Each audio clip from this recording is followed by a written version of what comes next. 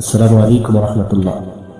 আজ আমরা জানাজার নামাজের সম্পূর্ণ নিয়ম মুখে উচ্চারণ করে প্র্যাকটিক্যাল ভাবে বুঝিয়ে দিব কিভাবে জানাজার নামাজ পড়তে হবে এবং কোন দোয়া কখন পড়তে হবে ইনশাআল্লাহ। জানাজার নামাজ শুরু করার আগে আপনাদেরকে নিয়ম বুঝে দেওয়া দরকার। জানাজার নামাজে দুইটি কাজ ফরজ। 1 নম্বরে 4 বার আল্লাহু আকবার বলা, 2 নম্বরে দাঁড়িয়ে জানাজার নামাজ পড়া।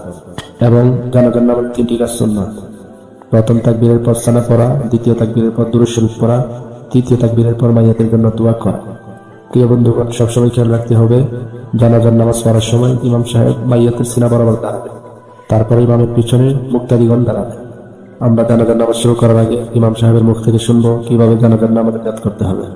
তারপর মুক্তাদিগণের মধ্য থেকে একজনের মুখ থেকে শুনবো কিভাবে ইমামের পিছনে দাঁড়িয়ে জানাজার নামাজ আদায় করতে হবে।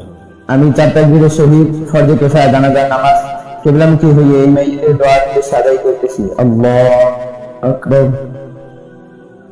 আমি 4 তাকবীরের সহিত ফরজে কিফায়া জানাজার নামাজ কিবলামুখী হয়ে এই মাইয়াতের দোয়ার উদ্দেশ্যে আদায় করতেছি। আল্লাহু আকবার। সম্মানিত প্রিয় বন্ধুগণ, এখন আমাদেরকে ইমাম সাহেব দেখাবেন কিভাবে জানাজার নামাজ আদায় করতে হবে।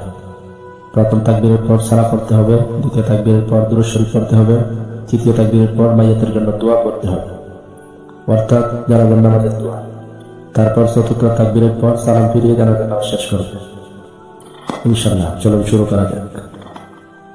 আল্লাহু আকবার। সুবহানাক আল্লাহুম্মা ওয়া বিহামদিকা ওয়া তাবারাকা ইসমুকা ওয়া তাআলা জাদ্দুকা ওয়া জাল্লা সানাউকা ওয়া লা ইলাহা গায়রুক। আল্লাহু আকবার।